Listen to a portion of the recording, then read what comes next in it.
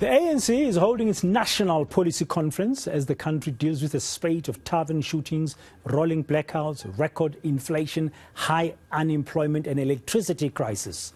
But what should the ruling party prioritize? Saving itself as factional battles threaten to tear it apart, or saving the country? Let's get a view or some views from political analyst Sanet Madonsela, who's joining us now this hour. Sanet, good afternoon. Welcome to Today. Thank you for joining us. The ANC's National Policy Conference documents speak about a number of issues that they need to be seized with. But ahead of this conference, there's this small matter of the Stepaside rule with some of the ANC's provincial structures, like in KwaZulu-Natal and Limpopo, saying they want the policy conference also to discuss this. That will make it focus internally. Is that a good move? Thank you so much for having me. I do think that the ANC would like to focus on broader issues that will affect the rest of the nation, particularly because it's the governing party.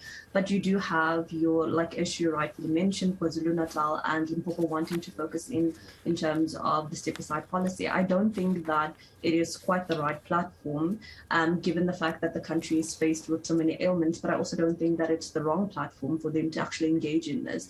I think that this particular conference allows the ANC to engage or reflect in terms of what has happened over the past 5 years and to decide what it wants to do for the next 5 years. So given the fact that the Stepaside policy affects a lot of its leaders, and especially a lot of those who are in senior positions, and may also individuals who might want to run for the December conference, I do think that it is something that they should take into consideration, but I don't think that it should be the key focus for this particular weekend.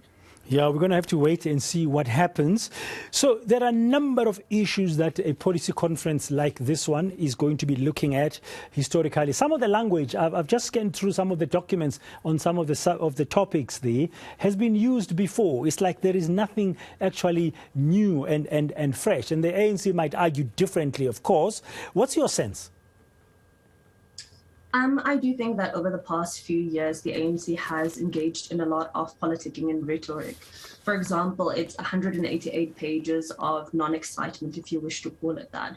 Because if you look at it, they are talking about education, but they also don't have the statistics to back up whether or not the policy has been effective. They want to talk about electricity, but they still don't have a viable plan in terms of what they're going to be doing with ESCOM. We have high employment rates and so on.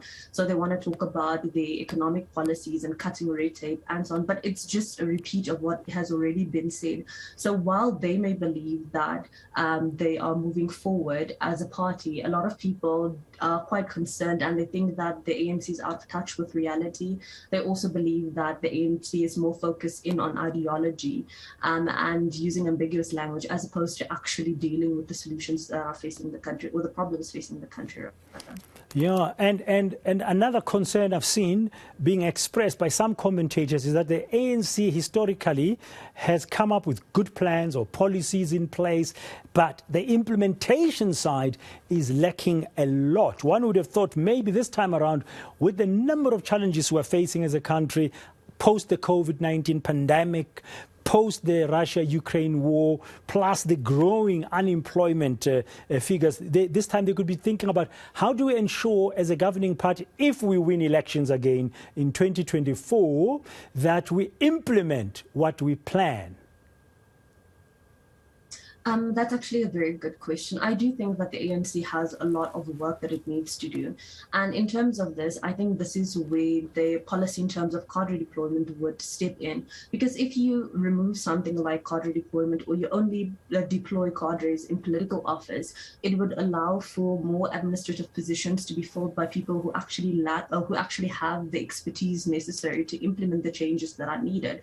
For example, if you had a municipal manager who actually studied B administration, then it's someone who specializes in that. It's someone who knows the field, and it's someone who would know how to govern and administrate a municipality. But if you have a cadre who doesn't necessarily have the skill set and the experience needed to run that office, then you have more municipalities running into trouble. So I do think that in terms of actually governing the country more effective, it needs to revisit its policy on cadre deployment and ensure that the right people are set get in the right offices, but also we have a large group of graduates who would be excellent at some of these positions, giving them an opportunity to actually show their skill sets. There are a lot of people who are effective, who are then forced out because of misadministration and misgovernance and so on. So they don't want to be a part of it. So they leave and they sign up and join the private sector.